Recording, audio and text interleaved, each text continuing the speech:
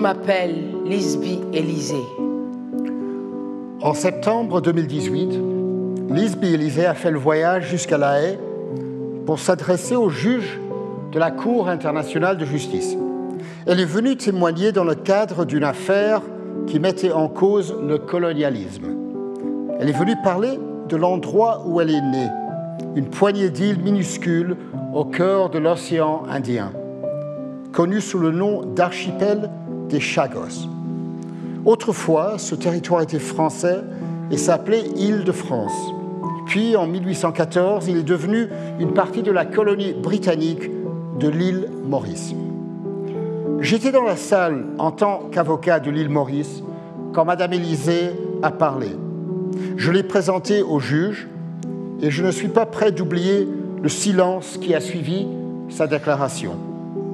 Plus tard, alors qu'elle se tenait à l'extérieur de la grande salle de justice, Lisby s'est tournée vers moi avec un large sourire qui éclairait son visage.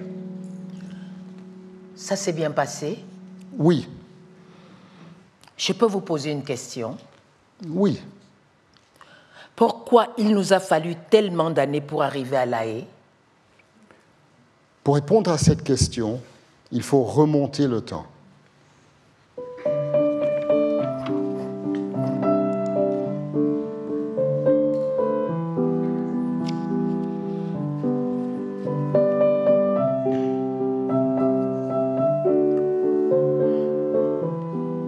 Je suis née en 1953 sur l'île du Coin, qui faisait partie de Perros-Bagnos. Mon père s'appelait Charles Bertrand. Il était boulanger et faisait du pain pour les ouvriers de l'entreprise qui s'occupait des plantations de cocotiers et préparait le copra. Ma mère s'appelait Marcelle. Elle est née à Perros-Bagnos sur l'île du Coin. Comme tous les Chagossiens, ma mère travaillait à l'extraction du copra pour la plantation. Où est-ce qu'on habitait? Comme tout le monde, dans une case avec des murs en bois et en paille. Le toit aussi était en paille, recouvert de feuilles de cocotier. On n'avait pas l'électricité ni l'eau courante. C'était très bien comme ça. On avait tout ce qu'il nous fallait. Je ne sais pas tellement de choses sur les origines de ma famille. Mon père aimait nous raconter des anecdotes sur nos ancêtres.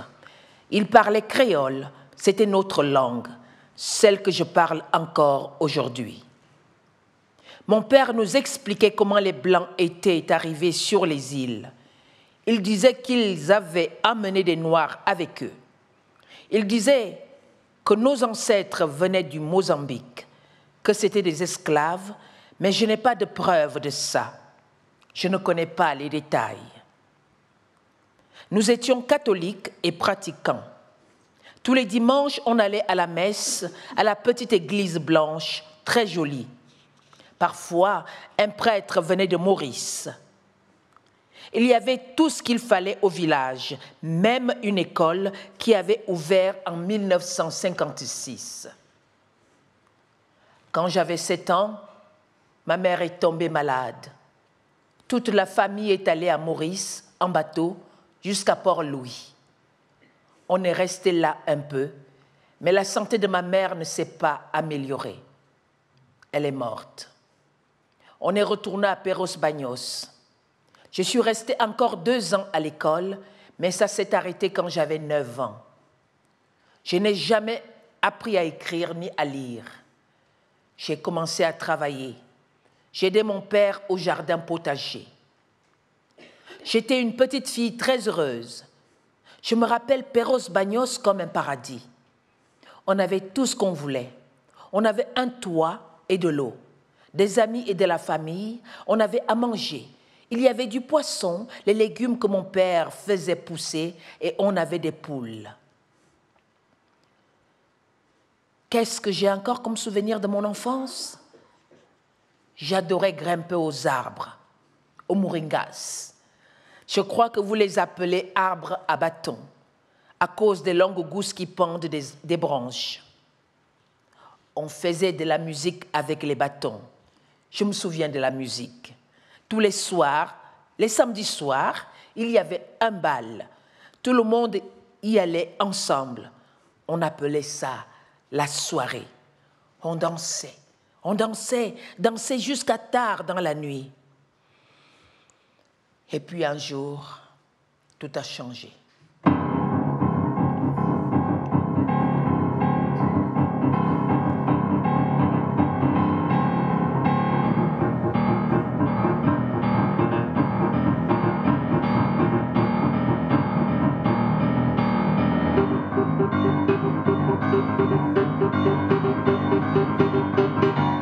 Pourquoi il nous a fallu tellement d'années pour arriver à La Haye?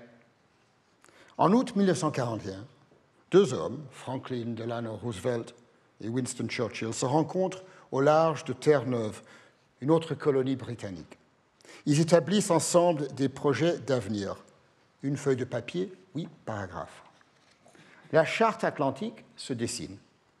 Le paragraphe 3 sera particulièrement signifiant pour Maurice et Madame Élysée.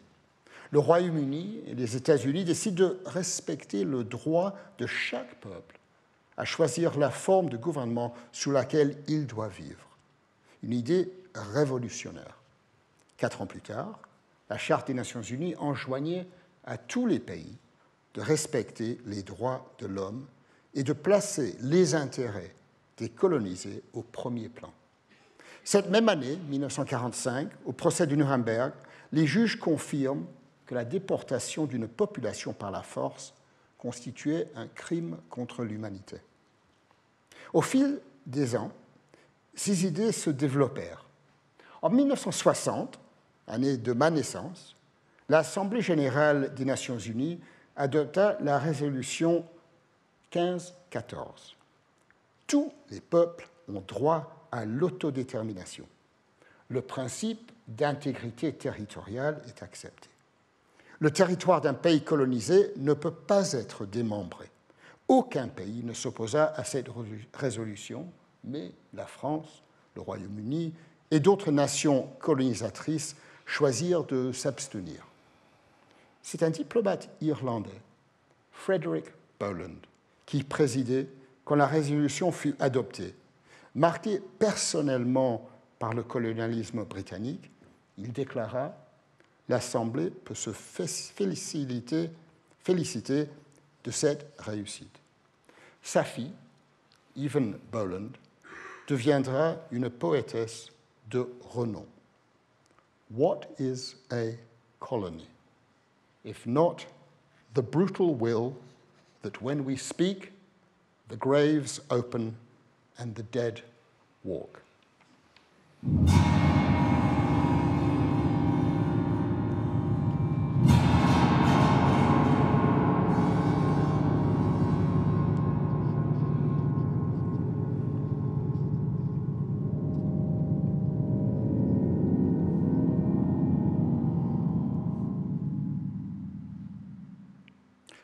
Durant les décennies suivantes, de nombreuses colonies ont obtenu leur indépendance. Maurice est devenue indépendante en 1968, mais je n'ai aucun souvenir de ça, parce que la nouvelle n'a jamais atteint aucune île de Chagos. J'avais 15 ans. Je travaillais comme nounou. En 1970, après le rachat par les Britanniques de la Agalega Company, un homme qu'on appelait l'administrateur est venu en visite à Perros-Banhos. Je crois qu'il s'appelait M. Todd. C'était la première fois que je voyais un blanc. On a commencé à entendre des rumeurs comme quoi il faudrait qu'on parte des îles. Moi, je n'y croyais pas vraiment. C'est à ce moment que j'ai compris qu'il y avait une différence entre les Blancs et les Noirs. Nous, on allait partir parce qu'on était noirs. Ça, on le comprenait. En 1972, j'ai épousé mon amour d'enfance, France Élysée, qui était aussi originaire de l'île. Nous nous sommes mariés le 11 décembre, un jour que je me rappelle bien. Je me souviens de la robe que je portais et de la fête dans la salle verte. On a dansé, dansé, et je suis devenue Madame Élisée. Je n'ai pas de photo de mon mariage. Vous savez quoi? Je n'ai aucune photo de mon enfance, pas une seule. La première photo de moi a été prise quand j'avais 20 ans, après notre départ de Perros-Banhos. Mon mari travaillait comme forgeron. Après le mariage, j'ai aménagé avec mon mari. 1 an plus tard, je suis tombée enceinte de mon premier enfant. Il y a encore eu des rumeurs. On disait qu'on devait quitter Perros-Banhos, que notre île allait être fermée.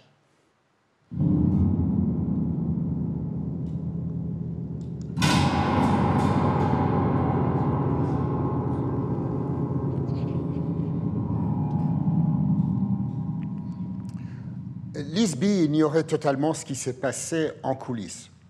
Les Américains projetaient de créer des bases militaires sur des atolls isolés. Ils avaient identifié Diego Garcia, une des îles de Chagos, comme un site idéal. Les Britanniques acceptèrent de leur céder l'île lors d'une transaction secrète qui leur accordait un bail de 70 ans. Ils sépareraient la totalité de l'archipel de Chagos de Maurice, créant ainsi une nouvelle colonie qu'ils baptisèrent the British Indian Ocean Territory. Mais le Royaume-Uni se heurta à un obstacle.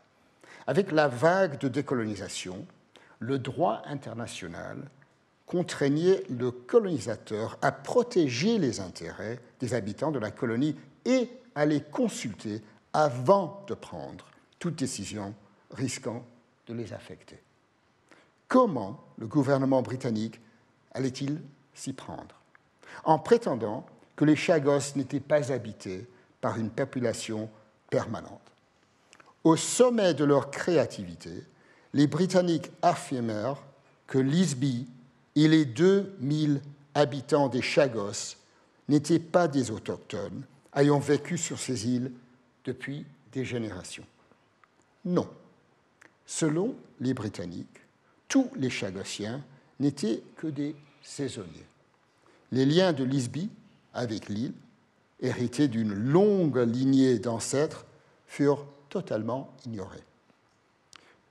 Nous devons être très fermes, décida le ministre des Affaires étrangères. Le but de l'exercice est de mettre la main sur des cailloux qui resteront à nous. Chagos sera un endroit où la seule population indigène sera composée de mouettes. Et un fonctionnaire écrivit, en plus des oiseaux, on y trouve quelques tarzans et d'autres vendredis dont les origines demeurent obscures. Le déplacement forcé de plusieurs centaines d'êtres humains fut mené en 3 phases qui débutèrent en 1967. Les premiers à être déplacés furent ceux qui étaient temporairement absents des Chagos en voyage à Maurice. Désolé, leur dit-on, mais il n'y a pas de bateau pour vous ramener. Les suivants furent les habitants de Diego Garcia. On leur annonça simplement que l'île était désormais fermée. Le dernier groupe à être déplacé incluait ceux qui vivaient sur toutes les autres îles de l'archipel, dont Perros-Banhos. C'était un projet typiquement britannique. Les Américains exigeaient seulement, en fait, que l'on vide Diego Garcia. La décision de tout nettoyer était prise par Londres.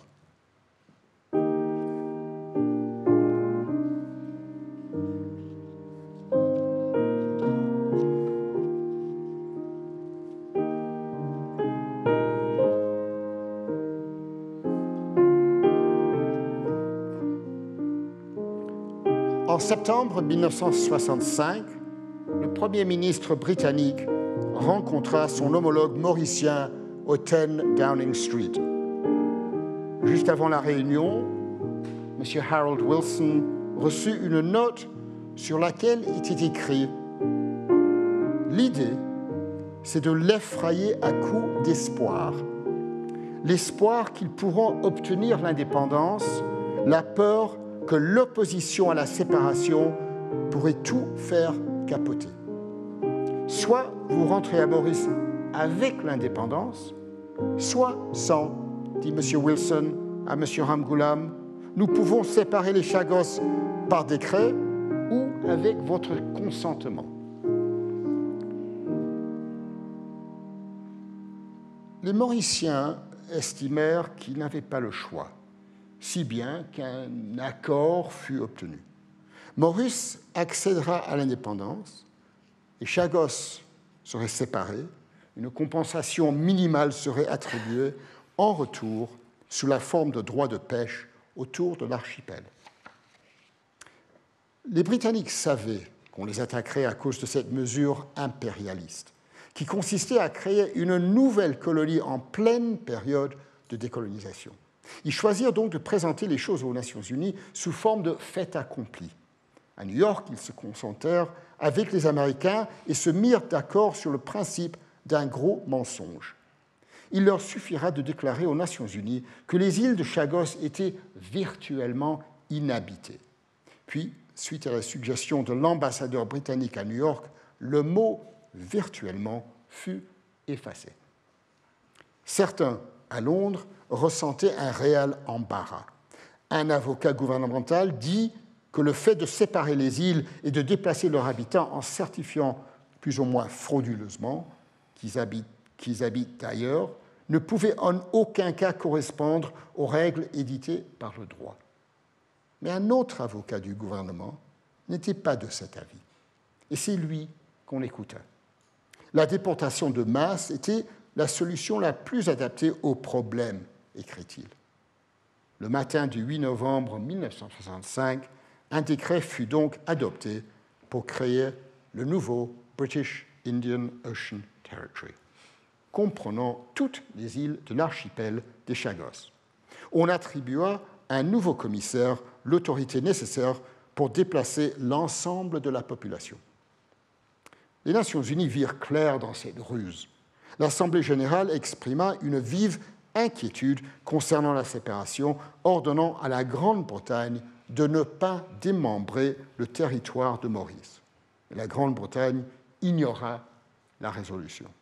En revanche, elle signa un accord avec les États-Unis qui faisait de Diego Garcia une base réservée à la défense des deux pays.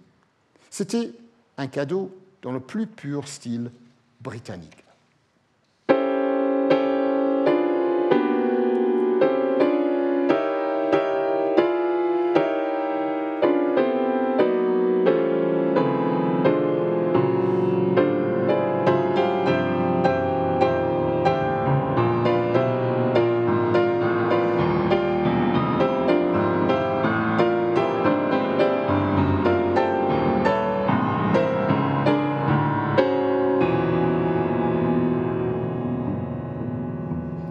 Le 27 avril 1973, c'est le jour où on est tous partis. Moi, mon mari, mon père, mes frères et sœurs, tout le monde sur l'île. J'avais presque 20 ans. J'étais enceinte.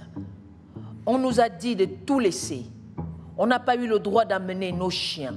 On n'avait droit qu'à une malle en bois par personne et à 25 ou 30 kilos par malle. J'ai toujours la mienne. On s'est rassemblés sur la jetée et on a embarqué sur le bateau, le Nordvert. Le Nordvert, construit en 1958 en Allemagne, pendant des années, il avait longé les côtes de la Norvège avec un petit nombre de passagers à son bord, pour la plupart des touristes anglais raffinés. Il fut acheté par le gouvernement britannique et les déportés chagossiens remplacèrent les touristes anglais. Sur le bateau, les conditions n'étaient pas bonnes. J'avais l'impression qu'ils nous traitaient comme des animaux ou comme des esclaves. La traversée a duré 4 jours. On est arrivé à Maurice le 2 mai 1973. On était tristes. Personne de Maurice n'était là pour nous accueillir. Plus tard, le gouvernement de Maurice nous a fourni un logement dans le quartier de la Rade de Port-Louis. Peu de temps après notre arrivée, j'ai perdu l'enfant, mon premier enfant. Le bâtiment où on habitait était grand, sur 3 niveaux. Et c'est là qu'ils nous ont parqués, nous, les Chagossiens. Il n'y avait pas de fenêtres, pas de portes, partout des débris et des ordures. On a tout nettoyé et c'est là qu'on a vécu pendant 14 ans, jusqu'en 1987. J'ai commencé à travailler parce qu'on avait besoin d'argent. On n'avait rien. J'ai d'abord travaillé dans une boutique et après comme domestique. Bientôt, j'ai été enceinte de nouveau. Mon premier enfant est né là, en 1977. Un garçon. On l'a appelé Désiré. Après lui, j'ai eu 5 autres enfants. 3 des garçons vivent en Angleterre et les 2 autres à Maurice. Ils veulent tous retourner à Perros-Banhos, mes frères et sœurs aussi. Chacun de nous pensait à Perros-Banhos tous les jours. On se demandait tous ce que l'île était devenue. On se le demande tous les jours. Pendant ce temps, les rouages de la justice internationale se mettaient en mouvement, mais très lentement. Permettez-moi de dire ici quelques mots de la Cour internationale de La Haye. Les Britanniques avaient de quoi être rassurés par un verdict que la Cour avait rendu en 1966. La célèbre, ou plus précisément la tristement célèbre, décision sur l'Afrique du Sud-Ouest. Par une majorité ridiculement faible des juges, la Cour avait établi que l'Éthiopie et le Libéria n'avaient pas le droit de porter plainte devant la Cour contre l'Afrique du Sud pour les mauvais traitements qu'elle faisait subir aux habitants noirs de sa colonie, l'actuelle Namibie. Ce verdict plongea la Cour dans un abîme de discrédit. En pleine décolonisation, les juges de la majorité avaient statué en faveur de l'autorité coloniale, de l'apartheid et de la discrimination. La Cour fut descendue en flammes pour avoir dispensé une justice selon la loi de l'homme blanc. Je me rappelle, alors que j'étais étudiant, avoir lu l'opinion dissident livrée par le juge Philip Jessup, le juge américain. La décision était une erreur colossale, écrit-il, sans le moindre fondement, et il exprima l'espoir de voir dans l'avenir l'intelligence triompher. Mais ce jugement triste servait de toile de fond à l'affaire des Chagos. Il faisait le jeu des agissements britanniques. Au cours des années 70, le Royaume-Uni a versé 4 millions de livres à Maurice en compensation de sa perte de souveraineté sur les autres îles. Et vous avez reçu de la compensation ? Pas grand-chose. En 1978, j'ai reçu 7 590 roupies. À peu près 600 €. En 1982, on m'a versé encore 10 000 roupies. 700 €. C'était l'époque où le Royaume-Uni a décidé d'aller faire la guerre pour protéger les habitants d'une autre de ses lointaines colonies, les Falklands, que les Argentins appelaient las Malvinas. Et en 1983, j'ai reçu 3 000 roupies. 200 €.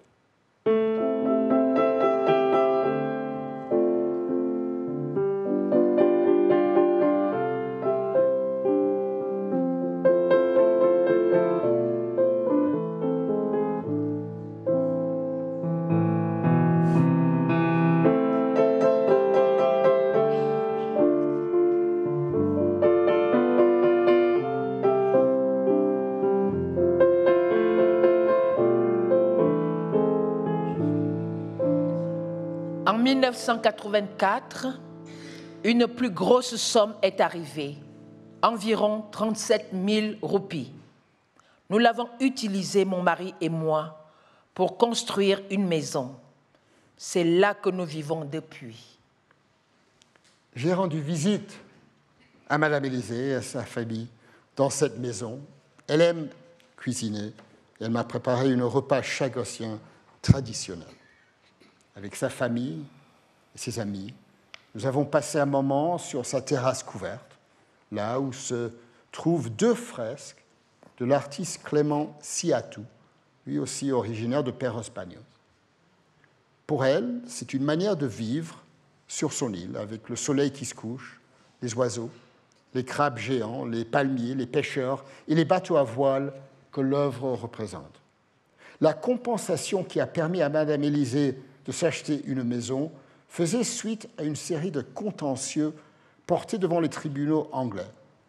Pour recevoir l'argent, elle avait dû signer un document sur lequel était écrit « Considérant la compensation que l'on m'accorde, je renonce à toute réclamation présente ou à venir contre le gouvernement du Royaume-Uni en ce qui concerne tous les actes, affaires et choses faites, y compris la fermeture des plantations dans l'archipel des Chagos, mon départ ou ma déportation de cet endroit, la perte de mon emploi. » Madame Élisée n'avait jamais appris à écrire.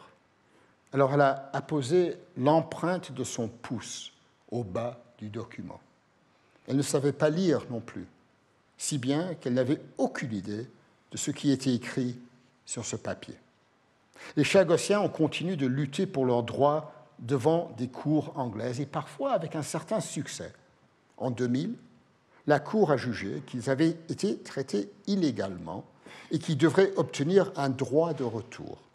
Le gouvernement britannique a accepté cette décision de justice. Puis, il y a eu les attentats du 11 septembre. Et le gouvernement britannique est revenu sur sa décision.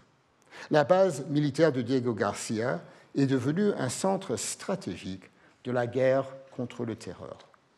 En 2002, Diego Garcia a été utilisé comme un black site, un site clandestin, dans le cadre d'un programme de torture.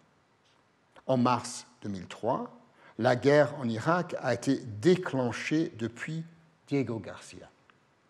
La Chambre des Lords, la plus haute cour du Royaume-Uni, a annulé la décision autorisant le retour des Chagossiens. Toutes les voies de recours juridiques étaient à présent fermées. Je me sentais triste et abattue. Je ne savais pas que ma terre natale avait servi pour lancer la guerre contre l'Irak. Je voulais rentrer chez moi.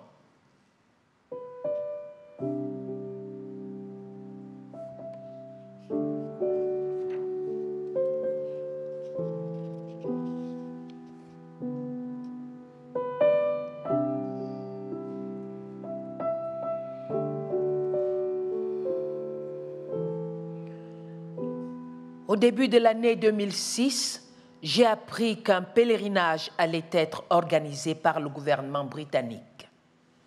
Mon père était mort quelques années plus tôt et jamais il n'avait cessé d'espérer revoir Perros-Banhos. Ce n'est jamais arrivé.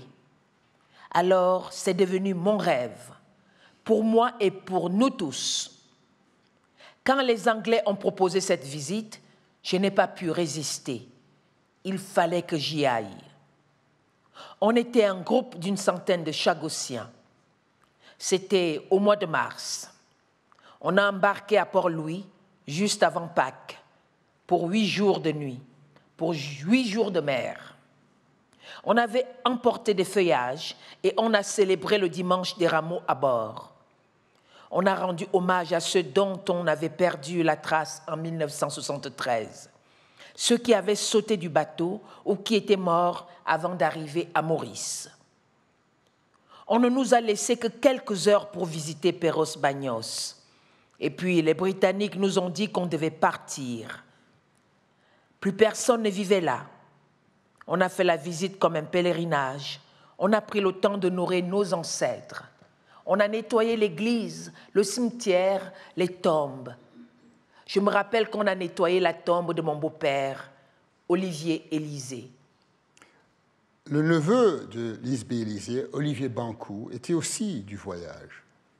Lui, il voulait retrouver la tombe de son grand-père. Il me dit que les tombes du personnel français et des administrateurs portaient des noms mais pas celle des Chagossiens.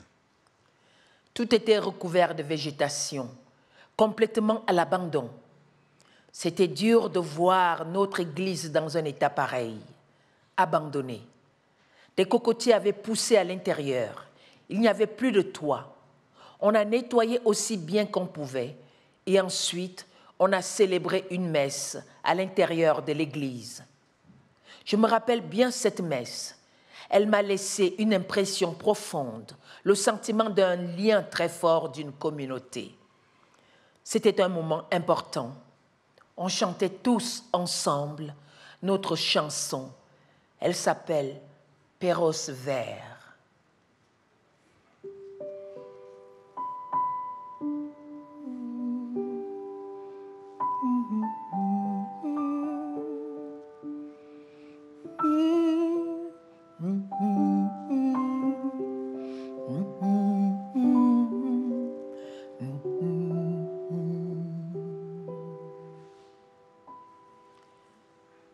J'étais très émue pendant cette visite. Je n'aurais jamais dû quitter mon île. Je n'aurais pas dû laisser notre église tomber en ruine. Je n'aurais pas dû abandonner les tombes. J'avais de la colère contre les Anglais, surtout quand j'ai découvert ce qui restait de la maison de mes parents. Le sol en béton, et c'est tout. Après, on est allé à Diego Garcia. On a visité le vieux cimetière pour le nettoyer. Plus tard, on est tombé sur un autre cimetière. Il avait été aménagé par les militaires américains. Il était très bien tenu, tout propre. Et là, on a vu que c'était le cimetière où ils avaient enterré leurs chiens. J'ai des photos. Ça m'a rendu triste. Ça m'a mise en colère. Où était la justice? Où est la justice? Où est la justice? L'écrivain franco-mauricien Jean-Marie Leclésio a écrit à ce moment une lettre ouverte au président Obama. Vous, monsieur, vous avez le pouvoir de changer le sort de ce peuple venu de l'Afrique de l'Est au temps de l'esclavage. Vous, monsieur, vous avez le pouvoir d'autoriser ces gens et leurs enfants à revenir vivre sur le sol natal, à y honorer leurs défunts. Ce ne serait pas un acte de charité, mais de justice. M. Clésio n'a jamais reçu de réponse.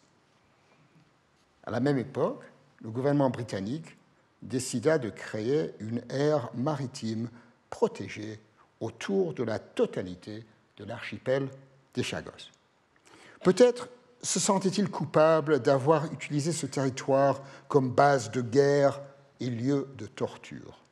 L'idée magnifique était de créer un parc naturel de 640 000 km² au sein duquel toute activité humaine serait interdite, sauf pour des raisons scientifiques ou de conservation, et sauf, bien entendu, sur Diego Garcia, qui demeurait une base militaire américaine.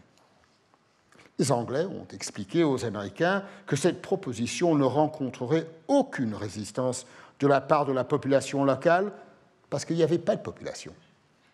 Nous ne regrettons pas d'avoir déplacé ces populations, dirent-ils via un câble diplomatique de Londres à Washington, car ainsi, il n'y aura aucune chance de découvrir quelques vendredis sur ces îles inhabitées. Et, disent les Anglais, il y aura encore un autre avantage. Le sanctuaire marin mettra fin aux réclamations des anciens résidents de l'archipel concernant leur réinstallation. Les yachts pourraient visiter Perros Banhos, mais pas moi. Les détails du projet britannique furent rendus publics par Wikileaks. Je me rappelle l'effroi que j'ai ressenti en les lisant. Et puis, un jour de printemps, en 2010, j'ai reçu, inattendu, un coup de téléphone du Premier ministre mauricien. « Monsieur Sands, pourriez-vous trouver un moyen légal pour que l'on récupère nos îles ?» Depuis 1945, le monde du droit international avait évolué. Nouvelles règles, nouveaux tribunaux, nouveaux juges. La décision de la Cour internationale concernant la Namibie avait été en effet annulée. Maurice a choisi de commencer par invoquer le droit de la mer, une récente convention des Nations Unies entrée en vigueur en 1994. Maurice démontrerait que le parc naturel maritime bafouait ses droits et ceux des Chagossiens à exploiter les eaux autour de Chagos. Elle prouverait que les Chagos lui appartenaient, que la Grande-Bretagne n'avait aucun droit sur ces îles, que la séparation avait été effectuée illégalement et qu'elle violait les principes de l'autodétermination et de l'intégrité territoriale. Ce genre de procès prend du temps. 5 ans. Le jugement tomba en 2015. Le tribunal arbitral décida à l'unanimité que cette aire maritime était illégale. Londres avait bafoué les droits de Maurice selon le droit de la mer.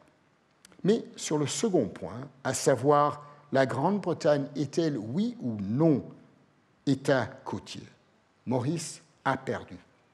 Par 3 votes contre 2 seulement, mais c'était de tout même un échec.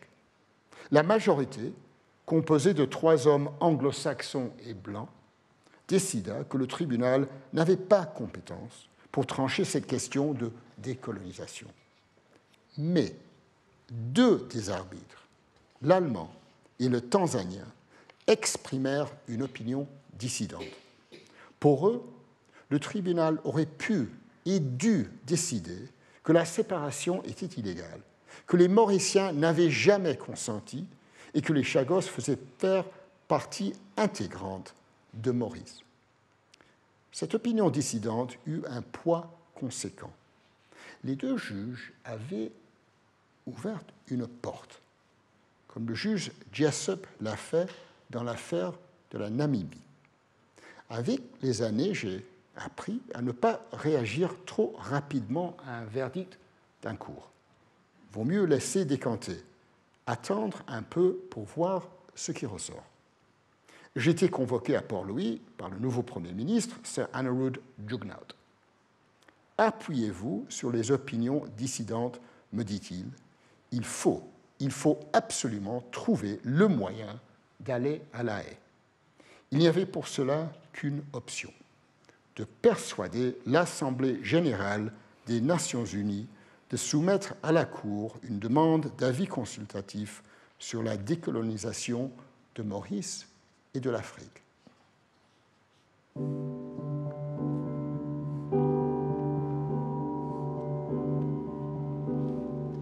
Kosikeleli Afrika malupakanisho pundulwayo izwa imitandazo yetu ngosi sikelela tina lusafo lwayo morena buluka sijabasa Yesu ofetise dintwele matsweni yeu osiboloke sijabasa etu sijabasa South Africa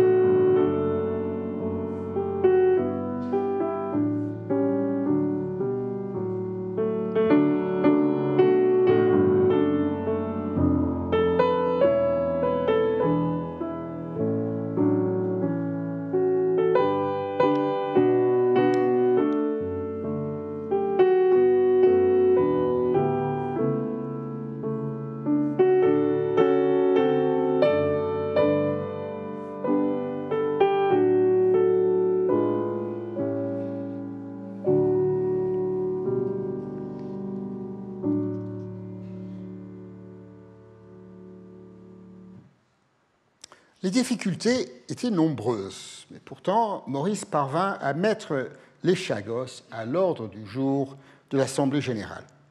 Le Brexit aida, dans la mesure où il provoqua un quasi-effondrement de la réputation de la Grande-Bretagne. Et la question fut donc soumise au vote en juin 2017. J'étais à New York en tant que membre de l'équipe juridique mauricienne. Et je rencontrais à cette occasion des dizaines de conseillers juridiques, dont certains étaient d'anciens étudiants à moi. 2 délégués seulement, un Australien amical et un Canadien sensible, semblaient soutenir la Grande-Bretagne, mais sans enthousiasme. La plupart des délégués constataient que la Grande-Bretagne avait du mal à se défaire de son instinct colonial. Le vote suivit. Le tableau clignoterait en vert pour la résolution, en rouge contre, jaune signifiait abstention et noir absence. En un instant, le tableau se couvrit de lumière verte, indiquant que la résolution avait été adoptée par une large majorité. 94 pays avaient voté pour, seulement 16 contre. Dont l'Australie et la Nouvelle-Zélande, 2 des 4 anciennes colonies de la Grande-Bretagne. 65 s'étaient abstenus, dont la Chine, la Russie et la France. L'Assemblée générale fit alors parvenir 2 questions à la Cour de la Haye. La décolonisation de Maurice avait-elle été menée en accord avec le droit international? Et si la réponse était non, quelles étaient les conséquences de l'administration des Chagos par le Royaume-Uni? J'ai regardé la retransmission du vote à Port-Louis. Je n'aurais jamais imaginé un bonheur pareil. Le monde nous avait entendus. Nous n'étions plus seuls.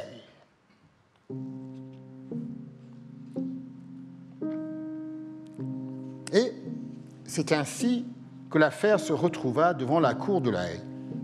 Une sorte de situation de David et Goliath. 31 pays prirent part au débat, en plus de l'Union africaine, qui s'exprimait d'une seule voix au nom du continent dans son ensemble. La plupart des pays soutenaient Maurice. Certains, comme la France, espéraient que la Cour renoncerait à exercer sa compétence. On voulait faire entendre aux juges la voix des Chagossiens.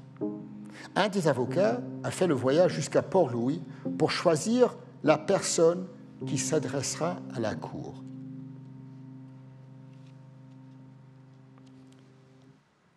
C'est Lisby Élysée qui a été choisi.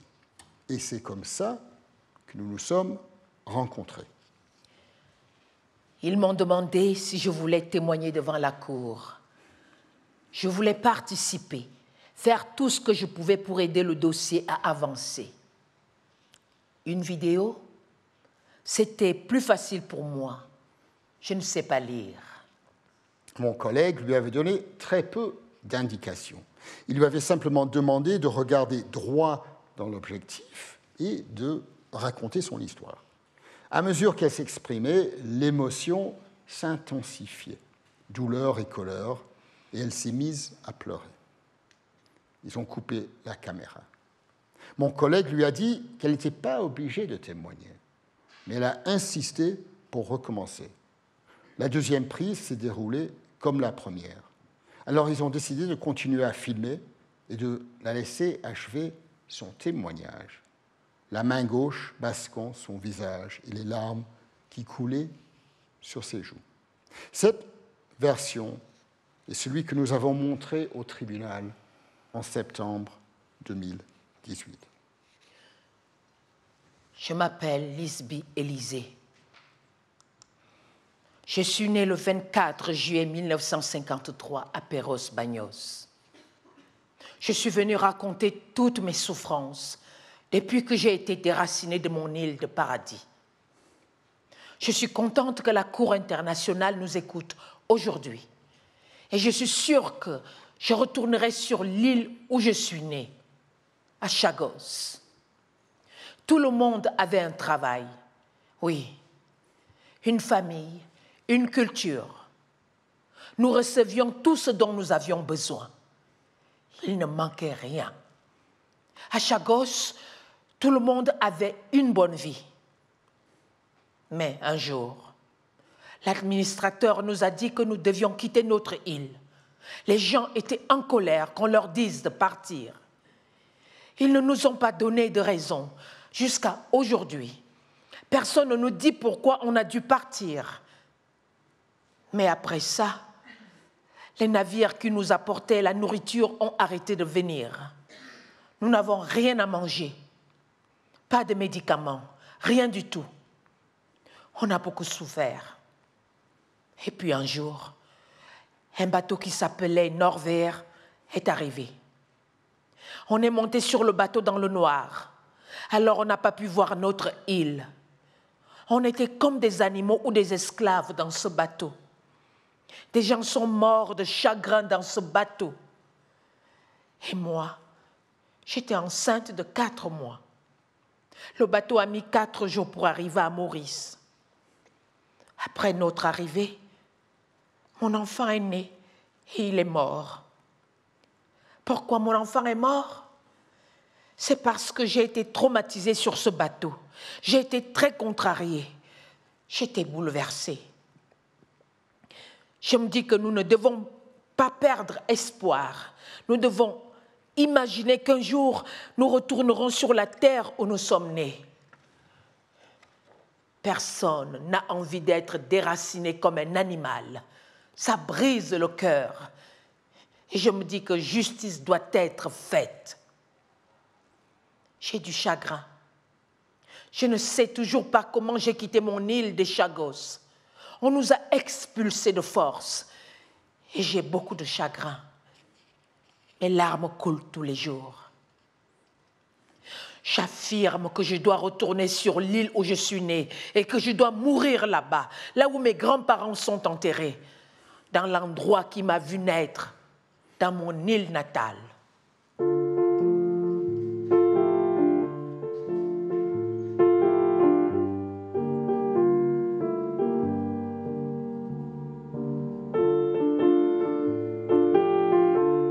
Tandis que Madame Élisée parle, les juges adoptent chacune une posture différente. Certains s'adossent à leur fauteuil, d'autres se penchent vers l'avant, le menton au creux des mains.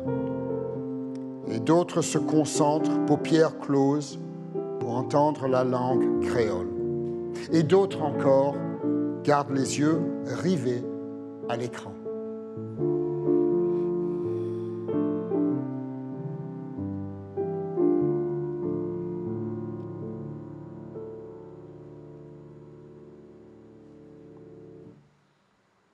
À la fin du témoignage, un long silence se fait, aussi puissant que des paroles, puis il laisse la place au son des larmes. Les juges ont écouté, ils ont entendu. Après 5 décennies, il n'est pas étonnant que l'émotion soit forte. Puis c'est le tour des Britanniques de s'adresser à la Cour. Le Solicitor General reconnaît que la façon dont les Chagossiens ont été déplacés et la manière dont ils ont ensuite été traités furent honteuses et injustes. Mais il ne questionne pas le fait en lui-même. Les paroles de Madame Élisée, oui, sont très émouvantes, dit-il, et elle exprime son profond respect. Et c'est tout ce qu'il dit. J'ai écouté l'anglais dans la traduction française. Ça ne sentait pas bon. Je n'ai entendu que des mensonges. L'audience se déroule pendant 4 jours. Le dernier orateur est la représentante de l'Union africaine. Stupéfiant, déclare-t-elle, qu'aujourd'hui encore à la Cour, on puisse entendre un colonisateur et ses alliés défendre la colonisation. Elle termine par un éloge des Chagossiens et de Madame Élisée, la voix de l'Afrique. Les audiences se terminent, les juges se retirent pour délibérer, chacun rentre chez eux, reprend le cours de sa vie. 6 mois passent. Nous retournons à La Haye. Le soleil brille tandis que Madame Élisée et moi nous dirigeons vers l'entrée du palais de la paix. Une jupe rouge Je suis angoissée. Ce n'est pas un signe d'optimisme. Pendant ce voyage, j'ai été très angoissée. Je crois que nous pouvons perdre, aussi bien que gagner, mais je suis tellement angoissée.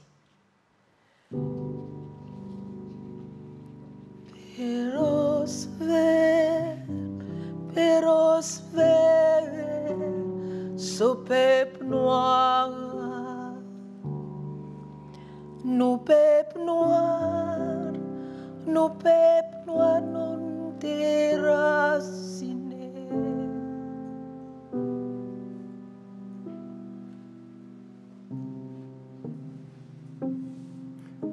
Madame Élysée est assise au premier rang. La grande salle de justice est bondée. À 15 heures, les juges font leur entrée. Tout le monde se lève. « Je vous prie de vous asseoir », dit le président Youssouf, dont les yeux semblent scruter l'ensemble de la salle. Il se met à lire une incantation rythmique. La Cour est rassemblée aujourd'hui pour livrer un avis consultatif sur la décolonisation de Maurice. Le nom du pays est prononcé avec une immense douceur, une légère inflexion somalienne qui cisèle chaque mot. Une centaine d'yeux au moins et autant d'oreilles sont en alerte. La lecture est méthodique et attrayante, progressant pas à pas, une traversée de l'histoire, du temps et de l'espace, s'arrêtant sur chaque fait et sur chaque point de droit, ressassant la douleur jusqu'à atteindre une conclusion.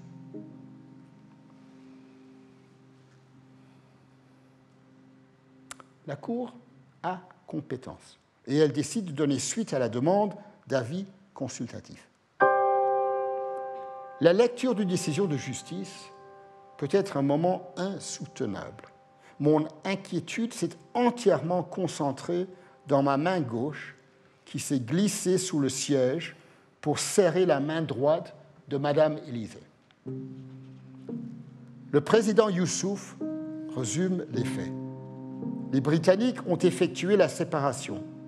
La colonie de Maurice a obtenu son indépendance, mais sans les Chagos. La population a été déplacée de force. On en vient au droit. La résolution 1514 marquait un tournant décisif. Elle avait une valeur normative, y compris son paragraphe 6. Toute tentative visant à détruire l'intégrité territoriale d'un pays est incompatible avec la Charte des Nations Unies. Or, l'intégrité territoriale a été détruite sans souhait véritable et librement exprimé par la population du territoire concerné. Qu'est-ce que ça veut dire ? Je murmure dans son oreille et elle sourit. Il y a certains moments où, alors que l'on l'écoute, les mots du président semblent ricocher de l'un à l'autre. Conclusion, le processus de décolonisation de Maurice n'a pas été complété lorsque ce pays a accédé à l'indépendance en 1968 suite à la séparation de l'archipel des Chagos.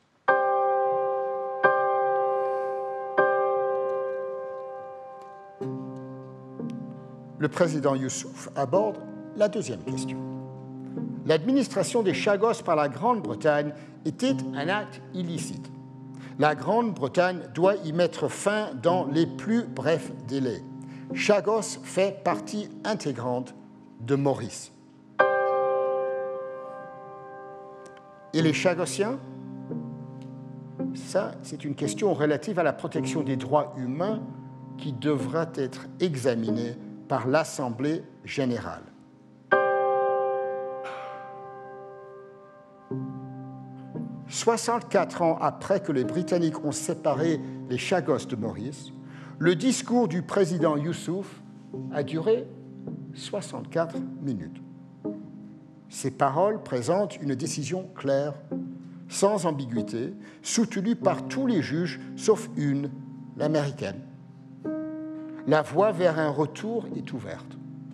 Les opinions individuelles exprimées par certains juges portent sur le traitement des Chagossiens. Déplorable, écrit le juge chinois. Injustifié, dit le français. Le juge jamaïcain va encore plus loin. Le déplacement forcé de Madame Élysée est comparable à l'enlèvement et à la réduction en esclavage de millions d'Africains, une tragédie humaine qui n'a pas sa place au XXIe siècle. La salle d'audience se vide et Madame Élysée reste là, un sourire aux lèvres. On prend des photos. J'ai été surprise par le résultat, très surprise. Mon émotion est très grande. C'était le plus beau moment. Mon témoignage a fait vibrer la cour. J'ai tenu votre main dans la mienne et les juges l'ont vu. Le dossier retourne à New York à l'Assemblée générale. Une résolution est proposée exigeant que la Grande-Bretagne mette fin à son occupation illégale avant novembre 2019 et appelant à la réinstallation de tous les Chagossiens. Les pays votent, le tableau se couvre d'une nuance de vert plus profonde. Seuls 4 pays clignotent en rouge pour afficher leur soutien à Londres et Washington. L'Hongrie, l'Israël, les Maldives et l'Australie. Embarrassant, titre le New York Times. À l'issue du scrutin, l'ambassadrice britannique s'exprime, les yeux humides, sans rien de cohérent à dire. La Grande-Bretagne est très attachée à l'autodétermination, déclare-t-elle. Mais elle ne parle pas de la population des Chagos, mais celle des Malouines. Tout le monde dans la salle a compris. Une règle pour les Blancs, une autre pour les Noirs. 2 années passent. La Grande-Bretagne ignore la décision de la Cour et la résolution de l'Assemblée générale. Londres campe sur ses positions. Elle n'a aucun doute concernant sa souveraineté sur les Chagos. Bla, bla, bla.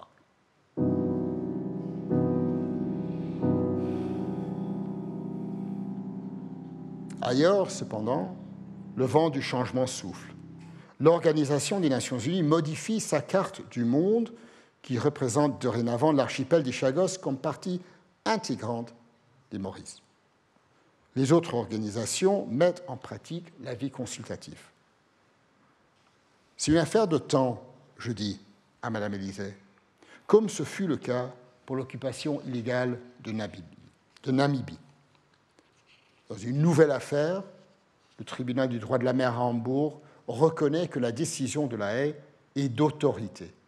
Le jugement permettra de délimiter les frontières maritimes entre les Maldives et Chagos qui fait et a toujours fait partie de Maurice. La réaction britannique à cette décision de Hambourg est du pur Alice au pays de merveille. La réputation de la Grande-Bretagne en tant que garante de l'état de droit international vole en éclats. Des voix s'élèvent à travers le monde. La déportation forcée des Chagossiens et le refus persistant qu'affiche la Grande-Bretagne de laisser Madame Élysée retourner sur sa terre natale sont un crime contre l'humanité, dit Human Rights Watch.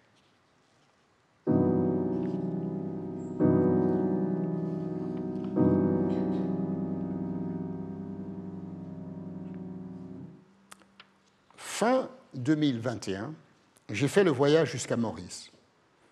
Encore une fois, Madame Élysée a cuisiné un ragoût de poulpe, servi avec une bouteille sublime d'Eureka, le vin rouge local de Maurice. Nous nous sommes remémorés le moment où nous avons vu les juges entrer à la suite du président, un homme venu d'Afrique. Il m'a regardé dans les yeux le premier jour. J'ai pensé, peut-être qu'il va faire quelque chose pour nous. J'ai senti quelque chose. Et le jour du jugement? Quand on s'est assis, il m'a regardé encore droit dans les yeux, et j'ai pensé, tout va bien se passer. Nous sommes assis sur un canapé, dans son ravissant salon rose, décoré de nombreuses photos de famille et, pour mon point de vue, curieusement, un portrait de la reine d'Angleterre, pour laquelle Lisby reconnaît avoir un faible.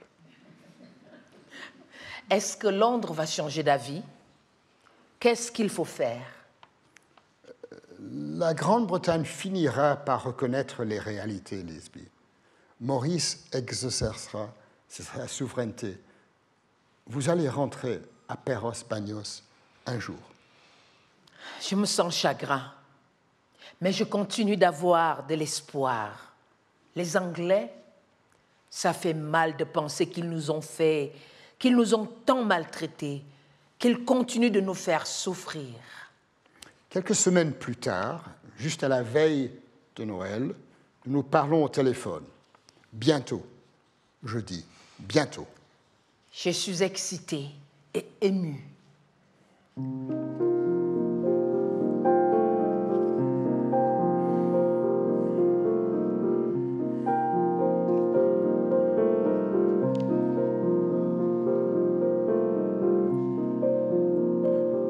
Le voyage est rendu possible par l'affaire contre les Maldives à Hambourg.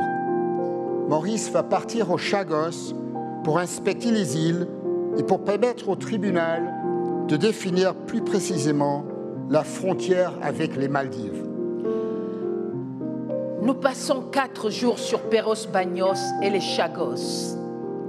Rosemonde nous montre les vestiges de l'hôpital où elle a donné naissance à son premier enfant.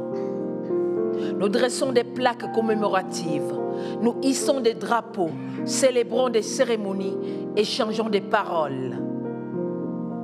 Sans l'intervention de 3 cours internationales et les décisions de 23 juges internationaux, je n'aurais pas pu retourner aux Chagos. Sur la plage, Madame Lisby-Élysée se hisse sur le tronc d'un ancien palmier qui s'est couché au-dessus de l'eau turquoise, en riant. Comme quand j'étais petite. Et plus tard, elle danse au son de ses chansons préférées, Perros Vert et Grand-Maman Chagosien, en harmonie avec ses amis Olivier, Marcel, Suzelle et Rosemonde. Alors que nous repartons, elle et son ami d'enfance Marcel, assis côte à côte sur le pont du bateau, passent en revue leurs souvenirs, les parties de cache-cache entre les palmiers. Marcel était exactement le même à l'époque, toujours en train de faire quelque chose, occupé, occupé, occupé. Et Lisby, je demande à son ami Marcel, un sourire doux et magique éclaire son visage. Toujours la même, ronde, ronde, ronde. Il éclate de rire, il se lève, il sort son ventre, se penche un peu pour se faire un peu plus petit et s'éloigne en se dandinant et en sautillant. Nous éclatons de rire à notre tour. Il se dirige vers son ami et pose la main sur son front, scellant une vie entière de tendresse. « Je peux vous demander quelque chose ?» dit Marcel. « Quand on passera l'île Poule, est-ce qu'on pourra s'arrêter juste 1 heure pour que je puisse pêcher ?» Oui, bonne idée. Comme ça, je pourrai m'asseoir à côté de toi. Ce sera bien. Je suis chez moi. M'appelle Lisby-Élysée et je suis chez moi.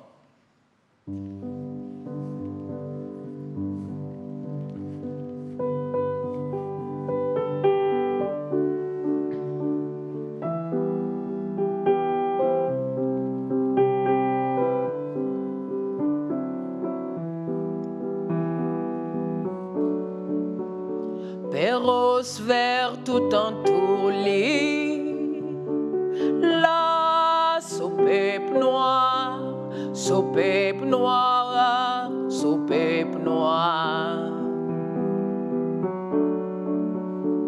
Donne-moi mon lafrine, donne-moi mon tâté, donne-moi mon frais, moi le coulé. Dan bondi sap, moi le tap zozo moria. Nous tiennons nous la case, la paille, nous pirogues, 3 places toute la journée. Mo la vie fini, beau la mer. Assisez, nous imaginez cause nous banrises, nous fini quitter l'eau nous tisile dans l'océan. Perros vert, sopep noir. Nous pep noir, nous déracinés. Perros vert, sopep noir. Nous pep noir, nous déracinés.